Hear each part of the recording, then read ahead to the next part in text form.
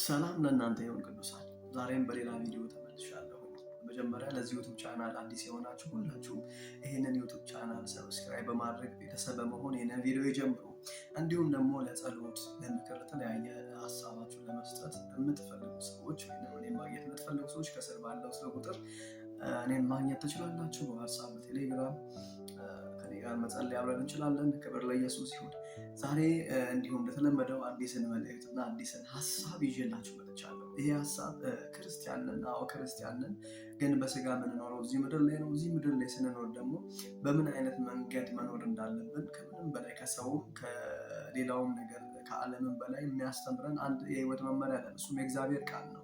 ስለዚህ በእግዚአብሔር ቃል ነው የምንመራው። ስለዚህ እግዚአብሔር ቃል ምን ይለናል? በዚህ ሀሳብ ላይ ዛሬ በምናነሳው ሀሳብ ላይ ዛሬ በምናነሳው ኢሹ ላይ የእግዚአብሔር ምክር ወይንም የቃሉ ምክር ምንድን ነው የሚለውን ደግሞ እናያለን። ለእኔና ለእናንተ ስንቃችን ወይንም የህይወታችን ትልቁ መመሪያችን ከብዙ ሰዎች ድምፅ ይልቅ የእግዚአብሔር ድምፅ ይበልጣልና ቃሉ ነው። ልክ እንደ ክርስቲያን የምንመራው የምንወጣው የምንገባው በእግዚአብሔር ቃል ነው እና እግዚአብሔር ልጁንም የሰጠን በቃሉ ውስጥ ነው እና ክብር ለኢየሱስ ይሁን። ስለዚህ የቃሉን እውነት ዛሬ እናያለን ማለት ነው። ስለዚህ ዛሬ የምናየው ሀሳብ የሚሆነው የትምህርታችን ርዕስ ወይም የምንነጋገርበት ኢሹ ርዕሱ ነገ በሚል ሀሳብ ነው። ነገ በጣም ቀላል የሚመስል ግን ትልቅ ውስጡ ትልቅ ቁም ነገር የያዘ ትልቅ እረፍትን የያዘ ትልቅ ሰላምን የያዘ የእግዚአብሔር ቃል ነው። ስለዚህ ስለ ነገ ነው የምንማረው ዛሬ። ኢየሱስ ክርስቶስ ጌታ ነው ብያቸዋለሁ። እንደ ክርስቲያን እዚህ ምድር ላይ ስንኖር መመሪያችን ወይንም ደግሞ ትምህርት ቤታችን ወይንም ደግሞ ልክ እንደ አንድ ሀገር ህገ መንግስት እንዳላት ሁሉ ልክ እንደ ህገ መንግስት ሆኖ የተሰጠን ምንመራበት ምንገዛበት አንድ ከሀገሪቱ ህግ ውጭ ሌላ አንድ ጋር እሱም የሰማይ ህግ ነው። ይሄ የሰማይ ህግና የሰማይ አሰራር ያለው ደግሞ በቃሉ ውስጥ ነው። ስለዚህ ለእኔና ለእናንተ ቃሉ ብርሃናችን ነው። ቃሉ ህይወታችን ነው። ቃሉ መመሪያችን ነው። ስለዚህ ክርስቲያን የሚሰማው ከሚታየው ከሚሆነው ይልቅ ይበልጥ ከእግዚአብሔር ቃል ይሰማል። ስለዚህ ዛሬ ከእግዚአብሔር ቃል ለመስማት ልባችሁን ክፈቱ፣ አይምሯችሁን ክፈቱ። እግዚአብሔር በአንድም በሌላም መንገድ ስለሚናገር ማለት ነው። ለዚህ እግዚአብሔርን ቃል የምታምኑ ሰዎች ዛሬ ለሚመጣው ቃል ልባችሁን አይምሯችሁን ከፍታችሁ ስሙ። ምክንያቱም የእግዚአብሔር ቃል ዘር ስለሆነ በልባችሁ ላይ ይዘራል፣ በአይምሯችሁ ላይ ይዘራል። ዛሬ የተዘራው ነገር ደግሞ አካል ለብሶ ፍሬ ሆኖ ትበሉታላችሁ። ፍሬውን ስለዚህ በደንብ አድርጋችሁ ጊዜ ሰጥታችሁ እንድትሰሙኝ ይፈልጋለሁ። ክብር ለኢየሱስ ይሁን። ኢየሱስ ክርስቶስ ጌታ ነው። ስለዚህ ዛሬ የምናየው ስለ ነገ ነው። ስለ ነገ ስታስቡ ምንድን ነው የሚሰማችሁ? ነገን ስታዩ ምንድን ነው የሚታያችሁ? ስለ ነገ ሰው ያወራል፣ ስለ ነገ ሰው ይጨነቃል፣ ስለ ነገ ሰው ፕላን ያደርጋል፣ ብዙ ነገር ይደረጋል። እኛ ግን እንደ ክርስቲያን ወይንም ደግሞ አንድ አምኖ እንደዳነ ክርስቲያን ነገን ስታስቡ ምንድን ነው የሚሰማችሁ? ወይንም እዚህ ምድር ላይ እንደሚኖሩ በስጋ እንደሚመላለስ ሰው ነገን ስታስቡ ምንድን ነው የሚሰማችሁ? ዛሬ ላይ ሆናችሁ ስለ ነገ ምንድን ነው የምታስቡት? ምንድን ነው የምትጨነቁት? ስለዚህ ይህንን ለአይምሯችሁ ልተውና ይህንን ጥያቄ ምንድን ነው ሀሳባችሁ የተያዘበት ነገር፣ ምንድን ነው ልባችሁ የተያዘበት ነገር የሚለውን ነገር እናንተ ለራሳችሁ መልሱ። እኔ ግን ከእግዚአብሔር ቃል ስለ ነገ ስናስብ ምንድን ነው ማሰብ ያለብን የሚለውን ነው። እኔ አንድ ነገር ልበላችሁ። ዛሬ በተጨነቃችሁበት፣ ዛሬ እየፈራችሁ ባላችሁበት ጉዳይ፣ ዛሬ እያስደነገጣችሁ እያሳቀቃችሁ እያሰጋችሁ ባለው ጉዳይ ላይ እግዚአብሔር ጣልቃ ይገባል። እግዚአብሔር በነገና በዛሬ መካከል ጣልቃ ይገባል። ክብር ለኢየሱስ ሲሆን የእግዚአብሔር ቃል ሁላችሁም የምታውቁት አንድ ቃል አለ። ሁለተኛ ነገሥት 1:7 ላይ በእስራኤል ምድር ረሃብ የነበረበት፣ በእስራኤል ምድር ድርቅ የነበረበት፣ በእስራኤል ምድር ኃይለኛ የሆነ ችግር የነበረበት፣ ከዛም ችግር እና ከዛም ረሃብ እየተነሳ የሚበሉት ነገር አጥተው እናት ልጇን እስክትበላ እንዲሁም ደግሞ የአህያ ስጋ ወይንም ደግሞ የዶሮ ኩስ ውድ ገንዘብ አውጥተው ሰዎች የሚመገቡበት ሰዓት ላይ እነዚህ የአህያውም ሆነ የዶሮ ኩስ ኢቨን ይሄን ያክል ይሹ ይሆናል። ምክንያቱም ከዛ ቢበልጥ ይሹ ስላል ምን እናት ልጇን እስከመብላ የደረሰችበት ከባድ የሆነ የረሃብና የድርቅ ጊዜ ነበር። በዚህ ጊዜ ውስጥ እንኳን እግዚአብሔር ቃሉን ልኮ ማለት እግዚአብሔር ከመገኘቱ እግዚአብሔር ያንን እንቆቅልሽ ለመፍታት በዛሬና በነገ መካከል ጣልቃ ሲገባ እናያለን። ይህም የሆነው በሁለተኛ ነገሥት 1:7 ላይ ነው። ሙሉን ክፍሉን እንድታነቡ ትፈልጋለሁ። የኔ መነሻ ሀሳብ እንዲሆነ ነው ይህንን ጥቅስ የጠቀስኩት። ስለዚህ በዛ ምድር ላይ ረሃብ ሆኖ ጭንቀት ሆኖ ያ ሁሉ መከራ ሞት አካል ለብሶ የሚንቀሳቀስበት ከረሃቡ የተነሳ ከችግሩ የተነሳ ያ ሁሉ ፍርሃት ምድር ላይ ሰፍሮ ባለበት ሰዓት እግዚአብሔር መልእክተኛውን ላከና ነገ በሰማርያ ጥጋብ ይሆናል፣ ነገ በኖርማል ዋጋ እህል ይሰፈራል፣ ይሸጣል፣ ይጫናል ብሎ ነቢዩ ወይንም እግዚአብሔር በነቢዩ አንደበት ተናገረ። የንጉሱም አጠገብ የሚቆም የነበረ የንጉሱ የቅርብ ሰው ምን አለ? የሰማይ መስኮቶች እንኳን ቢከፈቱ ሰማይ ቢከፈት እንደ መስኮት እንኳን አንተ የምትለው ማለት ኢቨን አሁን ላይ የሆነ የዋጋ መናር ሲመጣ የሚደረገው ነገር ነው። የሆነ ችግር ቢፈጠር ይደበቃል። የተለመደ ኢትዮጵያ ውስጥ ወይ ዘይት መደበቂያው ነገር ይደበቃል። ከተደበቀ በኋላ ልክ መሸጥ ሲችሉ ዋጋው ልክ ሲጨምር አውጥተው በኖርማል ዋጋ አይሸጡም፣ ዋጋውን ጨምረው ነው የሚሸጡት። እዚህ ጋር ግን ነብዩ እያለ ያለው እግዚአብሔር እያለ ያለው ከተለመደው ውጭ ማለት እንደ በፊቱ ከችግሩ በፊት እንደነበረው በኖርማል ዋጋ በርካሽ ዋጋ እህል ይሰፈራል፣ ይሸጣል፣ ይጫናል ብሎ እግዚአብሔር ተናገረ። ማለት እግዚአብሔር በእስራኤል ሕዝብና በንጉሱ ሕይወት ላይ በእስራኤል ጉዳይ ላይ በነጋቸውና በዛሬያቸው መካከል እግዚአብሔር ጣልቃ ሲገባ ነው የምናየው። አብሮት የነበረውም የንጉሱ ቅርብ ሰው የሰማይ መስኮት ቢከፈት አንተ የምትለው ነገር ሊሆን አይችልም ብሎ ተቃወመ። እግዚአብሔር ነብይ ግን ምን አለ? ታያለህ ግን አትበላም አለ። እግዚአብሔር እንደተናገረውም ሆነ። እግዚአብሔር በነገና በዛሬያቸው መሀል ጣልቃ ገባ። ያም ሰው አልበላም። ንጉሥ ይጠብቅ ዘንድ ደጅ ላይ ያስቀምጦት ሰዎች ረጋግጠውት ሞተ ይላል እግዚአብሔር ቃል ሲናገር። ስለዚህ ዛሬም በተለያየ ነገር ልባችሁ ወርዶ ያለ ሰዎች፣ ዛሬ በተለያየ ጭንቀት ውስጥ ያላችሁ ሰዎች አይዟችሁ፣ እግዚአብሔር በነገና በዛሬ መካከል ጣልቃ ይገባል። በነጋችሁና በዛሬ መካከል እግዚአብሔር ጣልቃ ይገባል። ፍርሃት ውስጥ ያላችሁ፣ ጭንቀት ውስጥ ያላችሁ፣ ድንጋጤ ውስጥ ያላችሁ፣ በተለያየ አይነት በማይመች ሁኔታ ውስጥ ያላችሁ ሰዎች እግዚአብሔር በዛሬያችሁና በነጋችሁ መካከል ምን ይላል? ጣልቃ ይገባል። ኢየሱስ ክርስቶስ ጌታ ነው።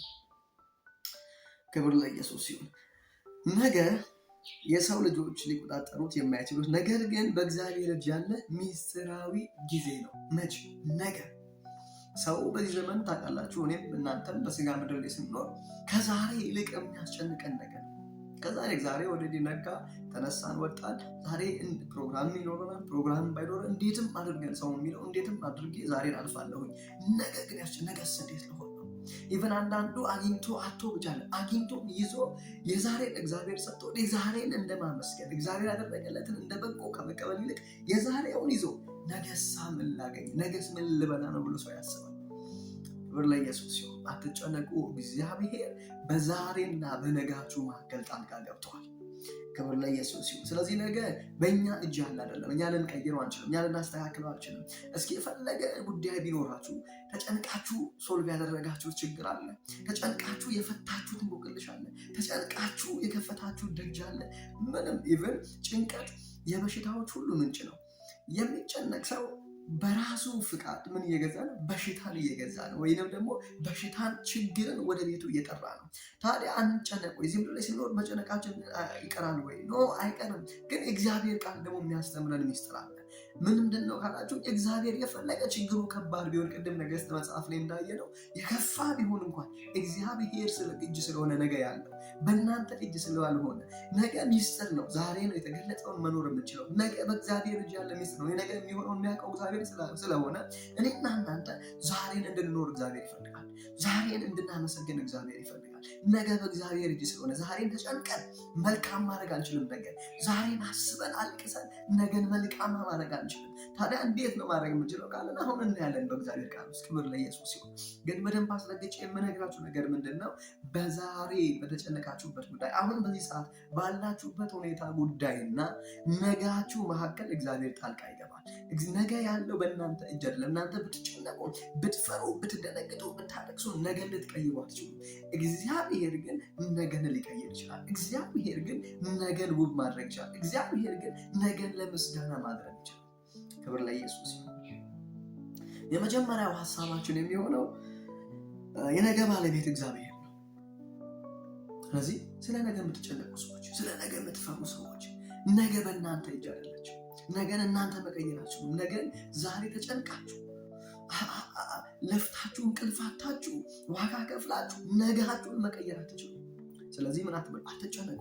እግዚአብሔር የሰጣችሁ እግዚአብሔር ቃል መጽሐፍ ያዕቆብ መጽሐፍ ሲናገር ይላል እግዚአብሔር የሰጣችሁ ቀን ይህች ናት፣ በእሷም ደስ ይበሉ፣ በእሷም ምን አድርጉ፣ ሐሴትን አድርጉ ይላል። እግዚአብሔር የሰጣችሁ ቀን ዛሬ ነው። ይሄን ቀን እግዚአብሔር ሰጥቷችኋል። የዛሬ ቀናችሁን የሆነ ሁኔታ እንዲነጥቅባችሁ አታደርጉ። የዛሬ ቀናችሁን ሁኔታዎች እንዲሰለጥኑባቸው አትፍቀዱ። ያላችሁበት መከራ፣ ያላችሁበት ጭንቀት ዛሬያችሁን እንዲሰርቃችሁ አታደርጉ። ብዙ ሰዎች ዛሬያቸውን ተሰርቀው ነገን በማለም ውስጥ ነው የሚኖሩት። ዛሬን አይኖሩም። ብዙ ሰዎች እየኖሩ አይደለም።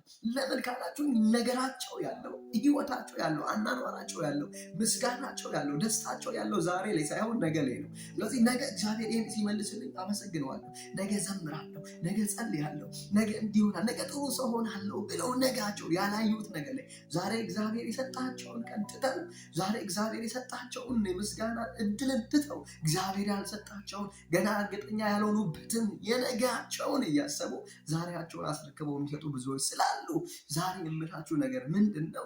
ዛሬና በነገ መካከል እግዚአብሔር ጣልቃ ይገባል። ነገ ያለው በእናንተ እጅ አይደለም። ነጋችሁ ያለው በእግዚአብሔር እጅ ነው። ስለዚህ ነገራችሁን መቀየር ከፈለጋችሁ፣ ነጋችሁን ማሳመር ከፈለጋችሁ፣ ነጋችሁ እንዲያምር ውብ እንዲሆን ከፈለጋችሁ እናንተ ዛሬ ኑሩ። ዛሬን እግዚአብሔርን አመስግኑ። ዛሬ ደስ ይበላችሁ። እግዚአብሔር የሰጣችሁ ቀን ይህች ናት። በዚች ቀን እግዚአብሔርን ባርኩ።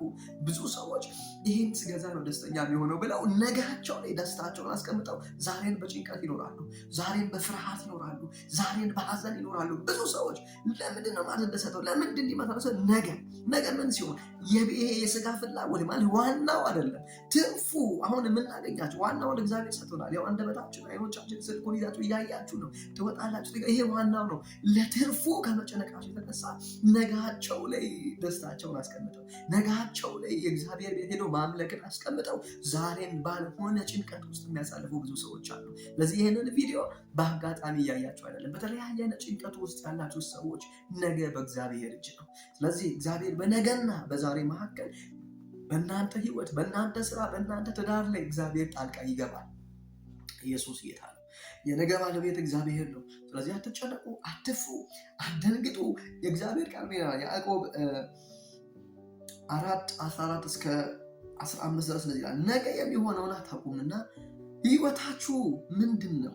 ለጥቂት ጊዜ ታይቶ ኋላ እንደሚጠፋ ትንፋሽ ናችሁና፣ በምትኩስ ጌታ ቢፈቅድ ብንኖር ይህን ወይም ያንን እናደርጋለን በሉ። ማለት ህይወታችሁ እንኳን ታይቶ እንደሚጠፋ ምን ነው? ጤዛ ነው። ስለዚህ ህይወታችንን እንኳን የኛ አይደለም። አያችሁ፣ ሰው ዛሬ የሰጠውን ይሄንን ህይወት ይኸው ዛሬ ተነሳን። ኦልሬዲ አሁን 7 ሰዓት ለ8:20 ጉዳይ ነው። ጠዋት ተነሳው እስከዚህ ሰዓት ደርሰናል። እናንተም ይህንን ቪዲዮ የምታዩበት ሰዓት ላይ ማታ ሊሆን ይችላል። ኦልሬዲ ውላችሁ አድራችሁም ሊሆን ይችላል። ያያችሁ ነው። እስከዚህ ሰዓት ድረስ በእግዚአብሔር እርዳታ፣ በእግዚአብሔር እገዛ ደረሳችሁ። በእናንተ ጉልበት አይደለም፣ በእናንተ አቅም፣ በእናንተ ችሎታ አይደለም፣ በእግዚአብሔር እርዳትነት። ምክንያቱም ነገ ያለው በእግዚአብሔር ስለሆነ፣ ስለዚህ ህይወታችሁ እንኳን ጠዋት ታይቶ እንደሚጠፋ ጤዛ ነው። ስለዚህ አትጨነቁ፣ ስለ ነጋችሁ አትጨነቁ። ግን ምን በሉ ይላል ጌታ ቢፈቅድ። ስለ ነገ አትጨነቁ ሲል አታስቡ እያለ አይደለም። መጨነቅና ማሰብ መካከል ትልቅ ልዩነት አለ። ማለት ጭንቀት በሽታን ያመጣል። ጭንቀት ችግርን ያመጣል። ጭንቀት የበረከት በሮችን ይዘጋል። ጭንቀት። ስለዚህ ዛሬ ነጋችሁ ላይ ደስታችሁን አስቀምጣችሁ የሆናችሁ ሰዎች ነገን ለእግዚአብሔር ስለሆነ፣ ነገ በእግዚአብሔር እጅ ስለሆነ፣ በእናንተ እጅ ስላልሆነ፣ ስለዚህ ዋናውን እዩት። ዋና ምንድነው?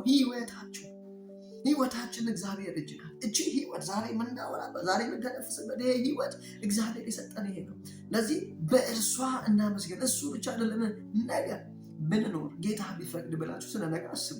ግን አትጨነቁ። ማለት ነገ ያለው በእናንተ እጅ ሳይሆን በእግዚአብሔር እጅ። እንኳን ነጋችሁ እንኳን ይሄ የሚያስጨንቃችሁ ትርፉ ይቅርና ዋናው ህይወታችሁ እንኳን ጠዋት ታይቶ ከሰዓት እንደሚጠፋ ጤዛ ነው። ለዚህ አትጨነቁ ይለናል እግዚአብሔር። የነገ ባለቤት እግዚአብሔር ነው። ነገ ተጨንቃችሁ መቀየር አትችሉም። አልቅሳችሁ ብላችሁ መቀየር አትችሉም። ነገ በእግዚአብሔር እጅ ስለሆነ፣ ስለዚህ ዛሬ ኑሩ። ዛሬን እግዚአብሔርን አመስግኑ። ዛሬ እግዚአብሔር ስለሰጣችሁ ጤና፣ ስለሰጣችሁ ህይወት፣ እስትንፋሳችሁ ጠዋት ስትነሱ ከእናንተ ጋር በመሆኑ ዛሬን በማየታችሁ እግዚአብሔርን አመስግኑ። ስለ ነገ አትጨነቁ። ስላላያችሁት ነገ፣ ስለማታውቁት ሚስጥር ስለሆነው ስለ ነገ አትጨነቁ ይለናል እግዚአብሔር ቃል። ኢየሱስ ክርስቶስ ጌታ። ነገን በራሳችን ጥበብ እቅድ ብቻ ልንመራው አንችልም። ነገያችን ሙሉ በሙሉ በእግዚአብሔር ፍቃድና እጅ ላይ መጣል ሰላምን ይሰጠናል። ስለዚህ ነገን ከመጨነቅ ይልቅ ዛሬ ቁጭ ብሎ ከመቆዘን ቁጭ ብሎ ያንንም ልንፈታ የማንችለውን ከምንፈትለው ማለት የሆነ ነገር ላይ ላናውለው ላንፈታው ነገር የነገን ሚስጥር ፈተን ላናገኘው ቁጭ ብለን ከምንፈትለው ነገን ለማምሰል ለእግዚአብሔር መስጠት። ነገ በማን እጅ ስለሆነ? በእግዚአብሔር እጅ ስለሆነ፣ በእኛ እጅ ስላይደለ ለእግዚአብሔር ስጡ ነጋችሁ። ያ ምን ያደርገናል? እረፍት እንዲሰማን ያደርገናል። የተለያየ አይነት ጭንቀት ውስጥ ያላችሁ ሰዎች፣ ነጋችሁ የሚያሰጋችሁ፣ ነጋችሁ የሚያስፈራችሁ ሰዎች ነገ በእግዚአብሔር እጅ ነው ማለት በእግዚአብሔር እጅ ነው ስላችሁ በማያሳፍረው እግዚአብሔር፣ በማይጥለው እግዚአብሔር ተጠቅሞ በቃ አሁን ከጥቅም ውጭ ከዚህ በኋላ አገልግሎት መስጠት አይችልም ብሎ ጥሎ በማይሄደው በእግዚአብሔር እጅ፣ ታማኝ በሆነው በእግዚአብሔር እጅ ነው ነጋያችሁ ያለው። ስለዚህ አትጨነቁ ስለ ነገ። ዛሬ ነገ የሚያስጨንቃችሁን ነገር ለእግዚአብሔር ስጡ። ሁለተኛው ሀሳባችን የመጀመሪያው ምንድን ነው? የነገ ባለቤት እግዚአብሔር ነው። ሁለተኛው ነገ አዲስ ምህረት አለ። የእግዚአብሔር ቃል ሰቆቃወ ኤርምያስ 3:22-23 ላይ እንደዚህ ይላል፣ ያልጠፋ ነው ከእግዚአብሔር ምህረት የተነሳ ነው፣ ርኅራኄው አያልቅም፣ ማለዳ ማለዳ አዲስ ነው፣ ታማኝነቱም ታላቅ ነው ይላል። ምንድን ነው? ያልጠፋ ነው ከማለት ነው ከእግዚአብሔር ምህረት የተነሳ ነው። ምን ያላልሽው? ያልጠፋሽው ምን ያላልከው? ያልጠፋው ከማን የተነሳ ነው? ከአንተ ጉብዝና ከጭንቀት ተጨንቀህ ነው እድሜ ያስቀጠልነው። ተጨንቀን ነው ኑሯችን የመራነ ስለተጨነቅን ነው ነጋችንን አሁን ዛሬ ላይ ተጨንቀን ስለሆነ ነው ነገን የምናየው አይደለም። ከእግዚአብሔር ምህረት የተነሳ ስለዚህ እግዚአብሔር ማለዳ ማለዳ አዲስ ምህረት አለው። ማለዳ ዛሬ አቃጣው፣ ዛሬ አስጨነቃው፣ ዛሬ ከበዳው፣ ነገ ሌላ ቀን ነው። ነገ በእግዚአብሔር ይስሆን። እግዚአብሔር ለነገ የሚሆነውን ምህረት ያደርግልሃል። እግዚአብሔር ለነገ የሚሆነውን ስንቅ ያዘጋጅልሃል። የዛሬ ከበደ ነገ እንድትችል የሚያደርግ ነገ ያስፈራህን ነገር ሶልቭ እንድታደርግ የሚያደርግ እንደምንም ቆጥረህ እንድታልፍ የሚያደርገው ምህረቱን አዘጋጅቶልሃል። ክብር ለኢየሱስ። ያልጠፋ ነው እግዚአብሔር የተነሳ ነው፣ ርኅራኄው አያልቅምና ማለዳ ማለዳ አዲስ ነው፣ ታማኝነቱ ታላቅ ነው ይላል። ስለዚህ ታማኝ የሆነውን ጌታ ይዛችሁ ስለ ነገ አትጨነቁ፣ ስለ ነገ አትስቡ። ኢቨን ዛሬን ያያችሁት አሁን ያለሽው አሁን ያለው ከእግዚአብሔር ምህረት የተነሳ እንጂ ከጉብዝና ከችሎታ ከኃይል ከብርታት የተነሳ አይደለም። ስለዚህ አትፍሩ፣ ስለ ነገ አትጨነቁ። ስለዚህ እግዚአብሔር በየማለዳው አዲስ ምህረት አለው። ዛሬ የተፈጠረው ዛሬ ከብዶሻል፣ ዛሬ አቅዶሻል፣ አሁን ለነገ እግዚአብሔር አዲስ ምህረት አለው። የእግዚአብሔር ምህረት ዝም ብሎ የሰው ምህረት አይደለም፣ ይቅርታ ብቻ አይደለም። ምህረት የሚለው አዲስ ነው። ማለዳ ማለት አዲስ የሆነ ምህረት፣ አዲስ የሆነ አቅም፣ አዲስ የሆነ ጉልበት፣ አዲስ የሆነ ኃይል እግዚአብሔር ያንን የከበዳችሁን ያስጨነቃችሁን ነገር ሶልቭ ልታደርጉበት ልታልፉበት የምትችሉትን ምህረት ይሰጣችኋል። መቼ? ማለዳ ለየቀኑ እግዚአብሔር ሳይታክተው የሚያዘጋጅልን ምህረት አለ። እንደኛ ሀሳብ፣ እንደኛ አካሄድ፣ እንደኛ ፍቃድ ሳይሆን እንደ እርሱ ፍቅር ከእርሱ ፍቅር ተነስቶ በጎነቱን የሚያደርግልን እግዚአብሔር አለ። የዛሬው ቀን ምንም ያህል በውድቀት ወይም በሐዘን የተሞላ ቢሆንም የነገው ቀን ሲነጋ እግዚአብሔር አዲስ ምህረት፣ አዲስ ኃይል ይዞልን ይመጣል። ስለዚህ ዛሬ አስጨነቃችሁ፣ ዛሬ ከበዳችሁ፣ ለነገ እግዚአብሔር አዲስ ምህረት አለው። እግዚአብሔር በነጋችሁና በዛሬያችሁ መካከል ጣልቃ ይገባል። ሶስተኛውና የመጨረሻው ሀሳቤ ለነገ ከመጨነቅ ዛሬ በእምነት መመላለስ ብያቸዋለሁ። እግዚአብሔር የሰጠን ነገር ይበልጣል። ብዙ ሰዎች አላገኘንም ብሎ ነገ ብሎ በህልም ከሚኖሩ ከሚጨነቁት ይልቅ እግዚአብሔር ዛሬ የሰጣቸው ይበልጣል። አሁን የለኝም ከምትሉት ነገር በላይ አሁን ያላችሁ ይበልጣል። እስትንፋሳችን፣ ህይወታችን፣ እጅግራችን ሁሉ እግዚአብሔር የሰጠን ነው። እግዚአብሔር ያደለቀን፣ እግዚአብሔር ያበዛልን ምህረት ይበልጣል። ካላገኘነው ነገር ከምንፈልገው ነገር ይበለጠ እግዚአብሔር የሰጠን ነገር ይበልጣል። ስለዚህ እግዚአብሔር በሰጣችሁ ጸጋ፣ እግዚአብሔር ዛሬ በሰጣችሁ ነገር እግዚአብሔርን አመስግኑ፣ እግዚአብሔርን ባርኩበት። ባላያችሁት ነገር ተጠምዳችሁ እዚህ ጋር ብዙ ውለታ ይዋልላችሁ፣ እዚህ ጋር ቤታችሁን፣ ትዳራችሁን፣ ህይወታችሁን እየጠበቀ ያለውን ጌታ ሳታመሰግኑት አትለፉ። የቀኑን ባለቤት እግዚአብሔርን ሳታከብሩት አትለፉ። ያላያችሁትን ነገር እየናፈቃችሁ ዛሬ ላይ እግዚአብሔር የሰጣችሁ ፌቨር፣ ዛሬ ላይ እግዚአብሔር ያደረገላችሁ ፈውስ አይቅለልባችሁ። ነገ በእግዚአብሔር እጅ ነው። እግዚአብሔር ማለዳ አዲስ ምህረት፣ አዲስ አቅም፣ አዲስ ጉልበት አለው። ዛሬን እግዚአብሔርን አክብሩበት፣ ዛሬን እግዚአብሔር አመስግኑበት። አሁን ለነገ ከመጨነቅ ይልቅ እግዚአብሔር ለነገና በዛሬ መልጣት ያገባል። ስለ ዛሬ ግን እግዚአብሔርን ባርኩት። ማቴዎስ ወንጌል 6:34 እንደዚህ ይላል፣ እንግዲህ ለነገ አትጨነቁ፣ ነገ ለራሱ ይጨነቃል፣ ለቀኑ ክፋቱ ይበቃዋል ይላል። ለነገ አትጨነቁ ይላል እግዚአብሔር ቃል። ለቀኑ ክፋቱ ይበቃዋል ማለት እግዚአብሔር የፈጠረው ሁሉ መልካም ነው። ቀኑ ክፉ ነው፣ ቀኑ ላይ ግን ክፋት ይሰለጥናል። የራሳቸው ሆና ጨለማው ዓለም ያዘጋጀችው ድግስ አለ። በቃ እሱ ይበቃዋል። ነገ የምናገኘን ስትራግል ዛሬ በቃ። ስለዚህ ለነገ ገና ዛሬ አግኝታችሁ እግዚአብሔር የሰጣችሁ እግዚአብሔር ተበቀላችሁ ትጣችሁ ነገ ባላያችሁ ነገር ያተጠመዱ። ዛሬ ለእግዚአብሔር መስጠት ያለበታችሁን አምልኮና ምስጋና አትንፈጉ። እግዚአብሔር ያደረገላችሁን ፌቨር አትርሱ። አንድ ላይ ይሄ ሲሞላልኝ እያላችሁ ያላያችሁትን ነገ እየናፈቃችሁ ዛሬን ከመኖር አትጉደሉ። ብዙ ሰው ዛሬን እየኖረ አይደለም፣ ያላየውን ነገ እያየ በሀሳብ እየመገነ ሳያውቀው ጊዜው እድሜው አልፈዋል። ስለዚህ አይለፍባችሁ እግዚአብሔርን ማመስገን፣ አይለፍባችሁ ቅዱሳን ጋር አይለፍባችሁ መጸሎት። ስለዚህ ዛሬን ኑሩ። እግዚአብሔር የሰጣችሁ ቀን ዛሬ ነው። ስለ ነገ አትጨነቁ። የዛሬውን ቀን ስለ ነገ ከልክ በላይ መጨነቅ የዛሬውን በረከትና ሰላም ይሰርቅብናል። ነገ የሚያዘጋጀው አምላክ ዛሬም ታማኝ ስለሆነ ሸክማችንን በእርሱ ላይ መጣል ይኖርብናል። ስለዚህ ዛሬን የሰጣችሁ እግዚአብሔር እያቸዋለሁ። ቅድም አንድ ሰው ይዞ እግዚአብሔር ዛሬ የሰጠውን ይዞ ነገስ ምን አደረገው ይሆን፣ ነገስ ምን በላ ይሆን፣ ነገስ ምን ጠጣ ይሆን ብሎ የሚጨነቀው። ስለዚህ ዛሬ እግዚአብሔር የሰጣችሁን ህይወት፣ ዛሬ የሰጣችሁን እግዚአብሔር እስትንፋስ፣ ዛሬ የሰጣችሁን እግዚአብሔር በረከት ዛሬን እግዚአብሔርን አመስግኑበት። ለነገስ ነገ ይጨነቅ፣ ለነገ አትጨነቁ ይላል። ስለዚህ በነገ ፍርሃት ውስጥ ተይዛችሁ ዛሬን መኖር ያቃታችሁ ሰዎች ዛሬ በጌታ ደስ ይበላችሁ። ባላችሁ ነገር አይደለም፣ ታይቶ በሚጠፋው አይደለም፣ በህይወታችሁ ደስ ይበላችሁ። ዳዊት ተኛውም አንቀላፋው እግዚአብሔር ደግፎኛልና ነቃው አለ። ያችሁ እግዚአብሔር ስለደገፈን ነው ተኝተን የምንነሳው። ስለዚህ ዛሬ እግዚአብሔር ስለሰጣችሁ እድል እግዚአብሔርን አመስግኑ። በነገ ተይዛችሁ ዛሬን መኖር አታቁሙ። ስለዚህ ዛሬን መኖር ጀምሩ። ዛሬን እግዚአብሔር መባረክ፣ ዛሬን እግዚአብሔርን ማመስገን ጀምሩ። ስለዚህ ነጋችሁ ላይ ያስቀመጣችሁትን ደስታ አምጡና ዛሬ ኖሩበት። ስለ ነጋ ተጨነቁ። ነጋችሁ ያለው በእናንተ እጅ አይደለም፣ በእግዚአብሔር እጅ ነው። ነጋችሁን ደግሞ እሱ ታማኝ ስለሆነ ውብ ያደርገዋል፣ መልካም ያደርገዋል። እግዚአብሔር በየምህረቱ በየማለዳው አዲስ የሆነ ምህረት፣ አዲስ የሆነ ጸጋ፣ አዲስ የሆነ አቅም ይሰጣችኋል። ስለዚህ አትጨነቁ። ስለነገ መጨነቅ ምንም ብትጨነቁ ምንም ማምጣት አትችሉም። ስለዚህ ሀሳባቸውን ወደ እግዚአብሔር ቃል መልሱ። ከዓለም ሀሳብ ከእውቀት ሀሳብ ተመለሱ። ግን ስታቀዱ ሊታቀዱ በመጨነቅ ሳይሆን ብንኖር ጌታ ቢፈቅድ ይሄንን ያንን እናደርጋለን። ጭንቀት ግን የበረከት በር ይዘጋል። ስለ ነገ መጨነቅ ዛሬ እንዳትኖሩ ያደርጋችኋል። ስለዚህ ይህንን ከህይወታችሁ አውጡ። ዛሬን መኖር፣ ዛሬን ማመስገን ጀምሩ። አብረን እንጸልያለን። አባቶች በጌታ በኢየሱስ ስም ይህንን ቪዲዮ በሚያዩ እህቶችና ወንድሞች ላይ ጸጋ እንዲፈስ በኢየሱስ ስም በዚህ ሰዓት እያስጨነቃቸው ያለ ነገር ከህይወታቸው ከዘመናቸው ላይ በልጅ በኢየሱስ ስም እንዲራገፍ ጸልያለሁ።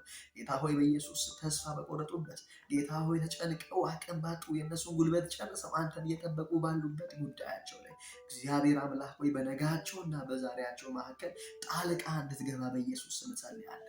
የትኛውን ያስጨነቃቸው ነገር ከህይወታቸው ይንከባለል። ዛሬን የሚያመሰግኑበት ጸጋ፣ ዛሬን አንተን የሚባርኩበት አቅም በኢየሱስ ስም ይጨመርላቸው። ምህረትህ ከሚፈልጉት ነገር በላይ እንደሆነ እንዲገባቸው በኢየሱስ ስም የልቦና አይኖቻቸው እንዲበሩ በኢየሱስ ስም ጸልያለሁ። ክብር ሁሉ ለአንተ ይሁን በጌታ በኢየሱስ ስም። ተባረኩ። ይህንን ዩቱብ ቻናል ሰብስክራይብ አድርጉ። በሌላ መልእክት እመለሳለሁ። መልካም ጊዜ ይሆንላችሁ።